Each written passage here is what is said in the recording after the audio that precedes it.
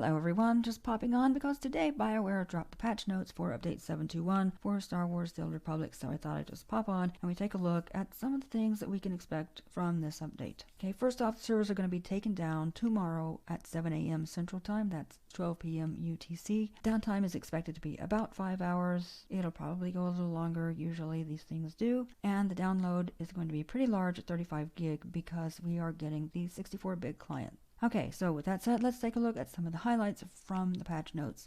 As you can see, this is quite a long list. I won't be reading through everything. I'll just be hitting the highlights and picking out a few things that I think are interesting. I will leave a link to the patch notes in the description though, so if you're interested in reading them all for yourself, you will be able to do that.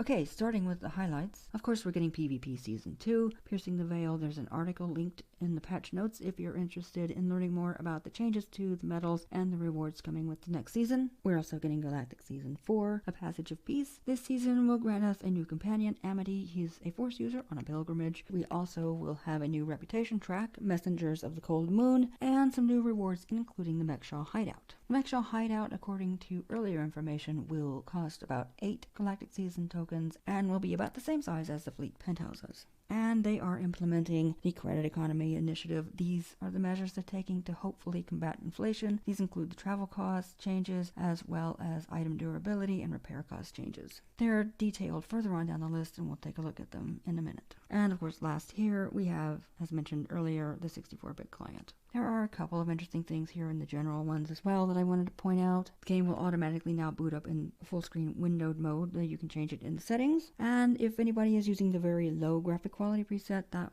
will be removed tomorrow. And for the crafters, the critical rate to crew skill tasks in the profession window will now properly upgrade when you have the legacy of crafting perk unlocked. This thing has been a long time broken, so it's good to know it's finally getting fixed, we hope. Fix some travel issues on Runic. Now you can use the activities window to go directly to the daily zone area, so that's convenient. Under items and economy, we have quite a few important things to look at. Quick travel now has a credit cost associated with the minimum cost of 100 credits and a maximum cost of 5,000. The cost is dependent on distance traveled. Priority Transport Terminal now costs the original planet travel cost to transfer between daily areas, and exiting from a stronghold onto a planet that you did not originate from now costs the credits you would have paid to have traveled normally through the galaxy map. Returning to the planet you were on when you traveled to the stronghold has no cost. These are the changes they talked about making on the PTS. They weren't sure they were going to be able to implement it, but looks like they have. So in other words, if you are, let's say, Hoth and you go to your stronghold and you travel back to Hoth, you won't be charged. But if you're on Hoth, you go to your stronghold and then go anywhere else, you'll be charged the normal travel cost. Repair costs formula have been adjusted across the entirety of the game so that repair costs increase in relation to item level. Durability of equipment should now be lost at a lower rate on death, but at a slightly higher rate in normal gameplay.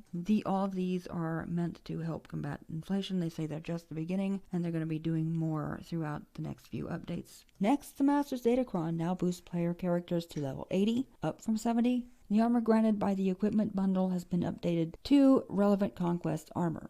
And the Mandalorian marked package can now be purchased from the Galactic Seasons rewards vendor if the player already completed the Runic storyline. And there's obviously quite a lot more here, but I think those are the most important ones. Combat styles, they aren't making many changes here at all. It's mostly visual, but they did fix a bug where commandos and mercenaries would be given level 68 abilities upon logging in for the first time in 7.2.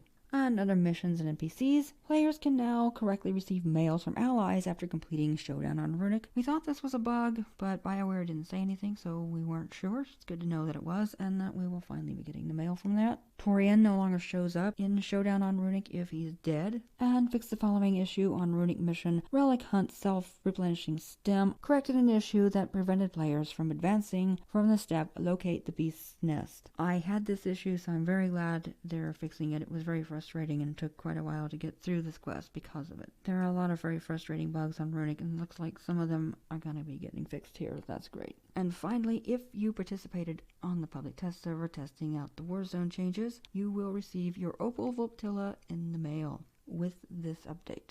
And that's it. Like I said, I was just going to hit the highlights. As you can see, there is quite a long list of fixes and changes and updates, small and large. So if you want to read them for yourself, as I mentioned earlier, I will leave a link in the description to this page and you can check them out. That's going to do it for today, but we'll be back soon with more videos on the new companion from Galactic Season 4, how to get him, and what happens when you do, so stay tuned for that. If you found this video helpful, why not leave a like and possibly subscribe for more stuff like this. And as always, thanks for watching.